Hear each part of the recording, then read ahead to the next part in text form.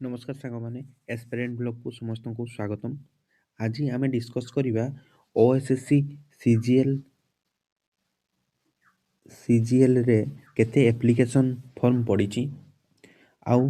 आगो को आउ केते पढ़ा जाऊँगी टोटाल एप्लिकेंट केते हेबे आउ आज पर्यंत आजिका डेट रे मोर मु आज सबमिट करी आज मु सबमिट करी आज मोर एप्लिकेशन नंबर को देखिकी आपण मानक मु जणीदेवी टोटाल एप्लिकेशन आज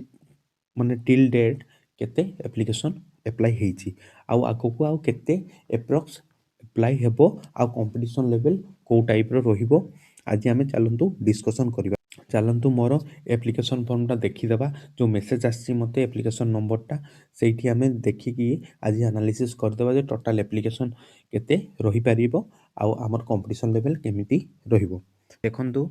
एइटा हमर जो सीजीएल मु अप्लाई करिथिले तारो मेसेज आसी जाईची मो पाखु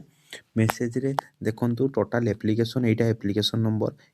नंबर रे हमर टोटाल एप्लिकेशन शो करूची 141517 माने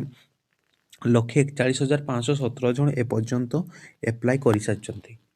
माने आउ टोटाल पाखापाखि आउ 10 दिन अच्छी 10 दिन एक्स्ट्रा टाइम एक्सटेंड होती तो पाखापाखि 10-11 दिन भितर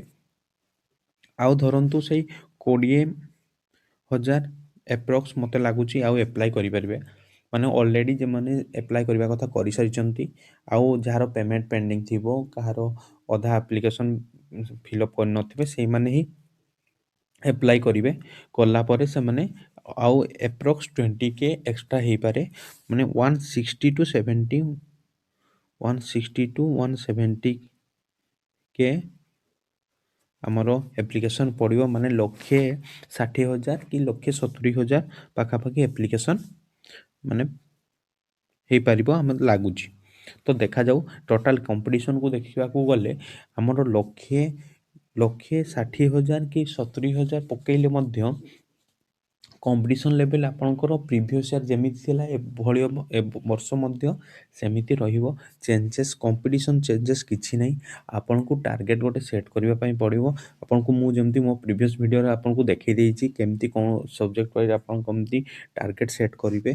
आपन 110 प्लस टार्गेट रखिकी चलंतु सेतिकी टार्गेट रखिले आपन को सिलेक्शन पक्का हबो आ एप्लिकेशन कथा कहू जे एप्लिकेशन 160 to 170 के पाखापाखि जीवो है आपन सही स्ट्रेटेजी नहीं कि पाठ पढ़ंतु देखिए निहाती सक्सेस पाइबे एवं प्रिलिम्स मेंस आपन इजीली क्लियर करि परिबे आ वीडियोटी पसंद आसुथिले लाइक सब्सक्राइब शेयर करि दियंतु आ मते फॉलो करथांतु।